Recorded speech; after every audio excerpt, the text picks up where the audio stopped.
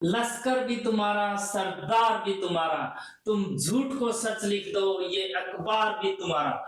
नौकरी नौकरी नौकरी, नौकरी की फिक्र करने वालों के लिए भारतीय सरकार ने नौकरियों का पिटारा खोल दिया है। 21,413 पोस्ट, भारतीय डाक विभाग में भर्तियों का पिटारा खुल गया है। पहली ऐसी बहुत सारी भर्तियां निकलती हैं, उनमें से एक भर्ती ये है जिसमें आपको न कोई एग्जाम देनी है, न कोई टेस्ट पास करना है, न कोई दौड़ करनी है, न कोई टाइपिंग टेस्ट, कुछ नहीं करना, सिर्फ एक आवेदन कीजिए, नौकरी आपके घर आएगी। ऐसी बातें करने वाली सरकार ने एक बार और नौकरी निकाली है, 21,413 पदों की भर्ती। क्या है पूरी बात, एकदम आप ये बात सुनिएगा, इस प्रकार की नौकरियों को एक बार जानिएगा क्या हो रहा है मेरे देश के अंदर। पहली बात आप देखिए, आवेदन शुरू हो चुके हैं। जी हाँ दोस्तों, आवेदन शुरू हो गए हैं प्यारे बच्चों और अंकल जी, चाचा ताऊ, आवेदन शुरू हो गए हैं, भर दीजिएगा। लास्ट डेट है 3 मार्च 2025। आज ही बोल रहा हूँ डेट बढ़ेगी, आज ही बोल रहा हूँ डेट बढ़ेगी, देख लेना 3 मार्च के बाद भी डेट जाएगी। क्यों जाएगी उसको भी अपन जानेंगे। एक बार के लिए आयु सीमा देख लीजिए, 18 से 40 साल की आयु सीमा।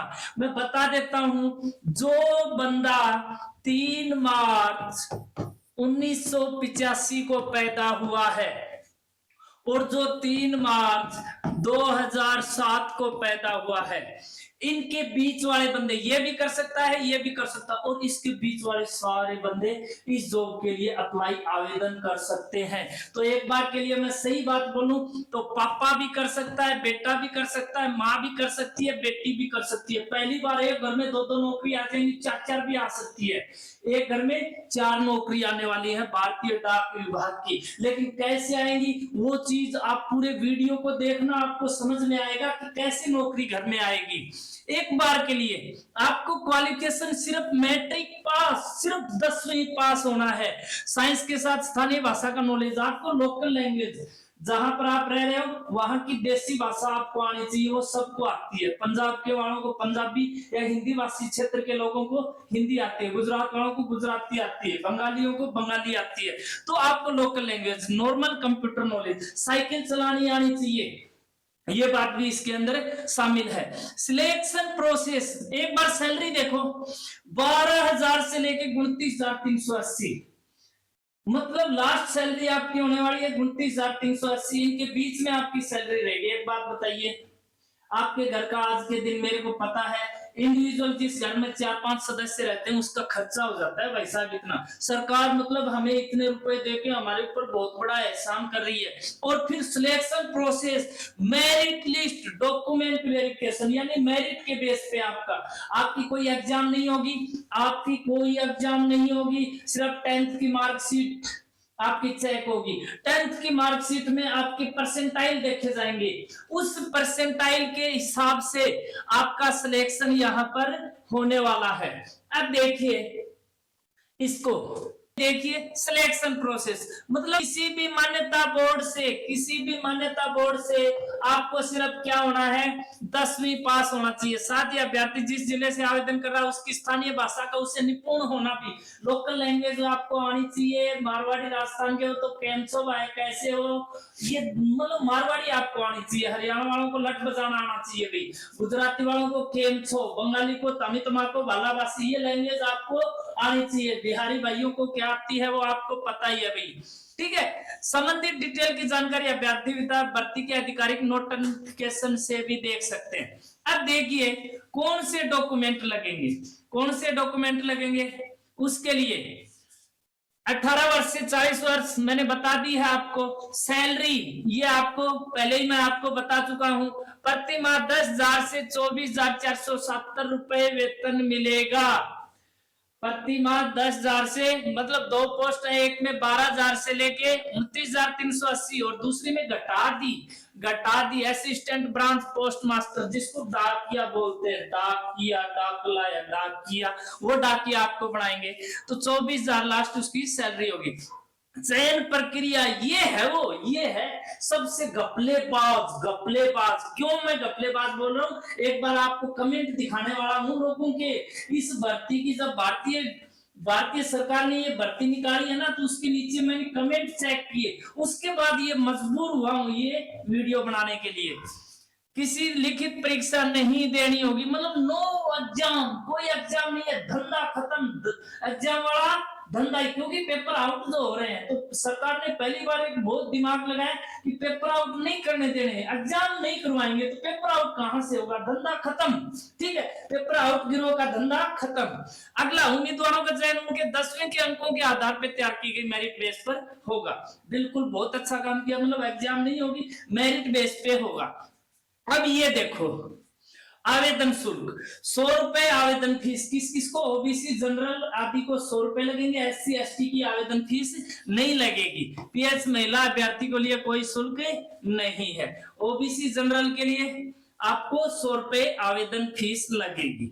अब आगे देखिए, अब देखो मैंने डाटा तैयार किया, मैंने मतलब ये चीज देखी कि हर साल कितने स्टूडेंट्स, 39 लाख स्टूडेंट्स तो सिर्फ सीबीएसई में 10th और 12th में बैठते हैं।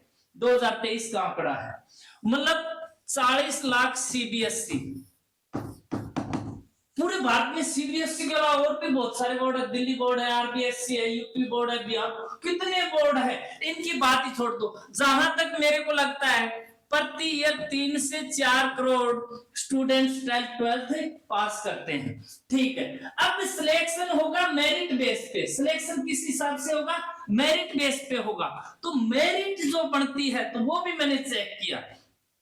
2022 के अंदर दिल्ली बोर्ड सीबीएसई बोर्ड से 2.25 लाख स्टूडेंट्स ने 90+ मार्क गेन किए। 2.25, पोस्ट कितनी है, 21,000, 2.25 90+ है 2022। हर साल मान लीजिए, हर साल मेरे को लगता है कि मिनिमम 30 लाख स्टूडेंट 10th में 90+ होते हैं पूरे इंडिया से, 30 लाख। और कोरोना काल की तो बात ही छोड़ दो, कोरोना काल में तो जितने थे 2 करोड़ थे, 2 करोड़ थे, 2.5 करोड़ थे, सारे के सारे क्या है 90+ है अभी। ये बात तो आपको पता होगी ना, कोरोना काल का रिजल्ट सबको पता होगा। तो ये इस प्रकार से आपको, अब आगे देखिए 2025 में 42 लाख स्टूडेंट्स अपीयर्ड हुए हैं सेंट्रल बोर्ड में। मतलब ये तो सिर्फ सीबीएसई बोर्ड का है, एक साल का आंकड़ा है ये तो पूरी, मतलब ये कितने साल हो गए, 1985 से लेके 2007 तक कितने साल हो गई। आपने देखा होगा 25, 15 और 7, 22, इन 22 इयर्स में कितने बच्चे 95+ या 95+ होंगे, आपने अंदाजा लगाया होगा। अब ये क्या हो रहा है, इनमें से बहुत कुछ, क्या ये वो स्टूडेंट्स है, ये देश की प्रतिभाएं हैं, ये वो विद्यार्थी हैं जिनके लिए विश्व ऐसे तरस रहा है कि ये प्रतिभाएं मेरे देश में आए। ब्रेन ड्रेन जिसको बोलते हैं ना, ये ऐसी प्रतिभाएं, क्योंकि इनको धकेला जा रहा, आप डाकिए बनिए। मैं कोई जॉब को छोटा या बड़ा नहीं कर रहा हूं, काम कोई भी छोटा या बड़ा नहीं होता है, लेकिन एक बंदे की कैपेसिटी, बंदे का टैलेंट होता है। क्या इन बच्चों से, क्या इन स्टूडेंट से, क्या वो मेरे चाचा जो किसी समय में 95+ करके आए, क्या उससे आप डाकिया बनवाओगे?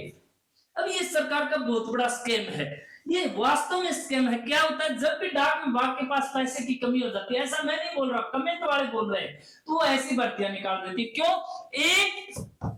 एक फॉर्म के 100 रुपए लगा दिए। मान लीजिए 2 करोड़ फॉर्म ऐसे लग रहे हैं, 2 करोड़ फॉर्म ऐसे लग रहे हैं जो 100 रुपए वाले हैं, क्योंकि बहुत सारे पूरे इंडिया से फॉर्म लगने वाले हैं इस पे, तो 2 करोड़ फॉर्म तो ऐसे लग ही सकते हैं जो 100 रुपए देंगे।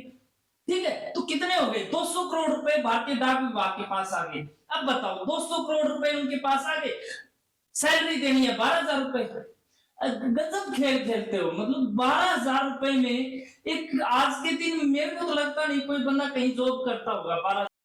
ये इस प्रकार की जॉब देके आप क्या साबित करना चाह रहे हो? क्या आप 12,000 रुपए इन 95+ के जो स्टूडेंट्स तो रियल मेहनत से आए हैं, उनसे आप डाकियों वाली जॉब करवाना चाह रहे हो? इनको आप सॉफ्टवेयर इंजीनियर बनाइए, इनको डॉक्टर बनाइए, डॉक्टर वाली पोस्ट बढ़ाइए ना, आप इंजीनियरिंग वाली पोस्ट बढ़ाइए, आप और जॉब क्रिएट कीजिए ना, डिफेंस पे कीजिए, आप जहां पे टीचिंग लाइन में कीजिए, आप कोई सॉफ्टवेयर अपडेट करवाने वाले बहुत सारे एंटरप्रेन्योर हैं, सीए की पोस्ट आप बनाइए ना देश के अंदर, इस प्रकार की जॉब क्रिएट कर रहे हो। वाह जी वाह, नेता लोगों के गजब कारनामे हैं। अब आगे भी क्या हो रहा है देखिए, इसमें फेयर एंड स्क्वायर काम हो रहा हो ना, अरे ये भी अगर ईमानदारी से इस प्रकार का काम हो रहा हो ना, तो कोई दिक्कत वाली बात नहीं है।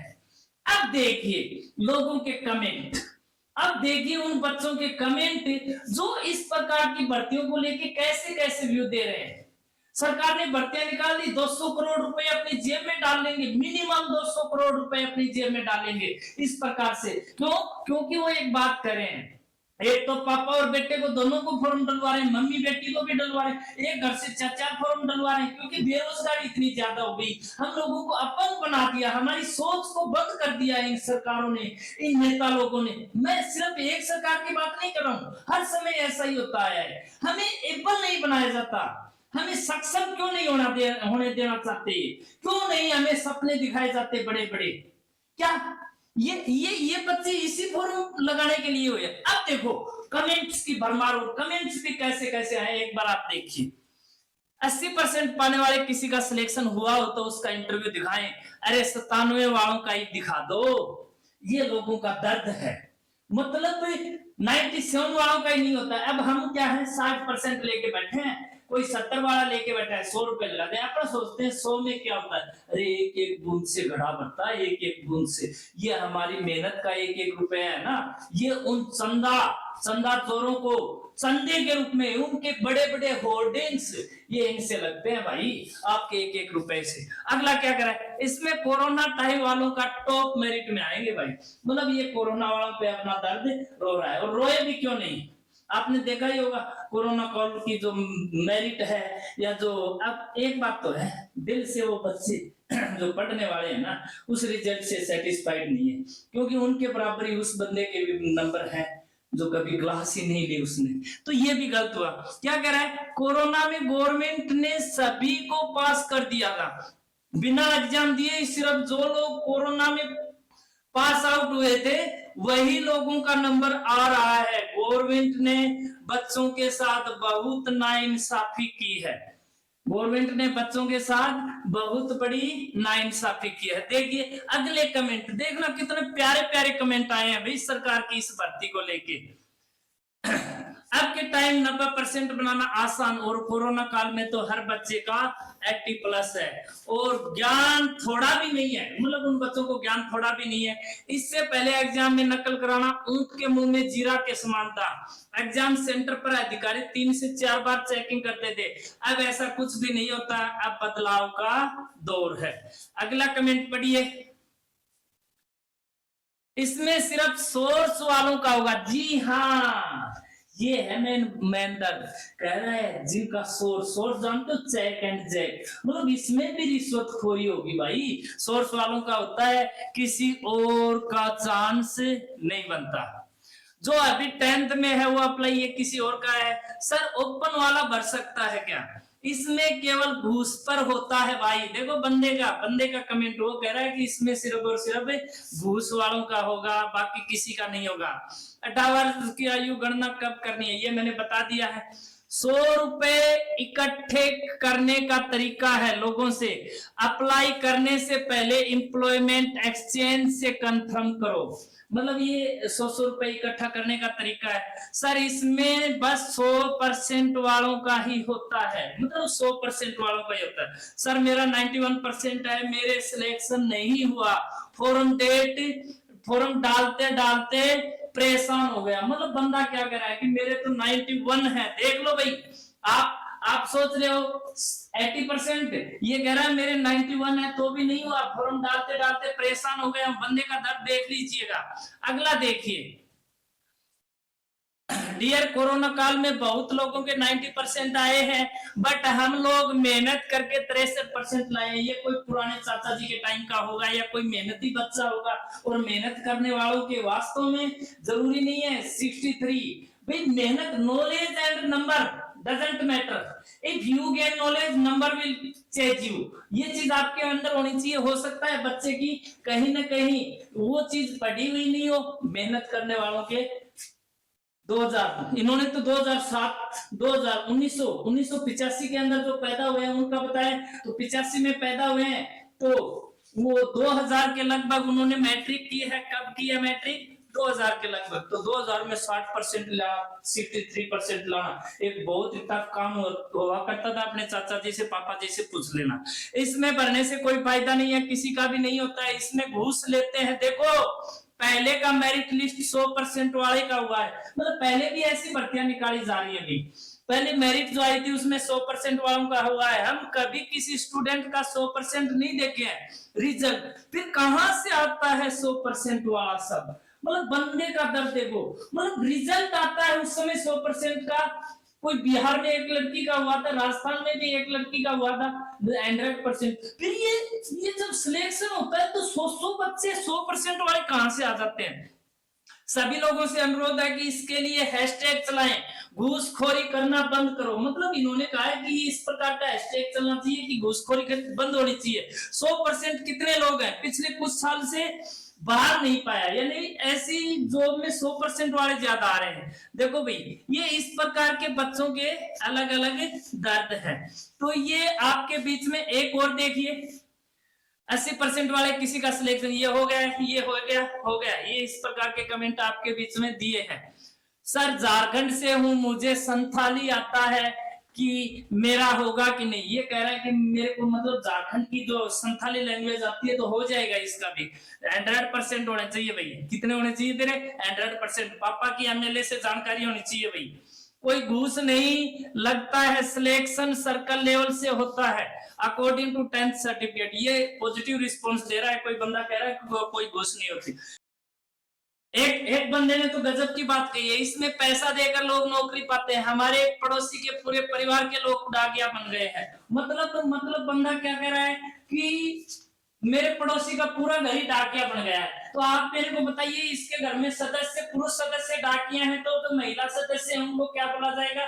महिला सदस्य को डाकिए की जेंडर क्या होती है ये भी आप बताइएगा कमेंट में। बाकी आप ये बता दीजिएगा ईमानदारी से, इस भर्ती में कितनी निष्पक्षता होने वाली है। आपके पास चेक जैक प्लस 100% की मार्कशीट होनी चाहिए। किसी भी बच्चे के 80 से नीचे हैं फॉर्म मत भरिएगा, 100 रुपए मत लगाइएगा, किसी अच्छी जगह दाम दे दीजिएगा। ईमानदारी से बोल रहा हूँ, आपका सिलेक्शन नहीं होगा। 80% से नीचे नहीं होगा, किसी का भी नहीं होगा, 85 वाले का भी नहीं होगा, because there is a lot of corruption in this recruitment. तो आप इस चीज को नोटिस कीजिएगा, सरकार की मंशा को समझिएगा। बाकी अगर आपके अंदर नॉलेज है तो आप कहीं भी अपनी आजीविका सर्वाइवल बेटर कर सकते हो, इज्जत की नौकरी कमा सकते हो।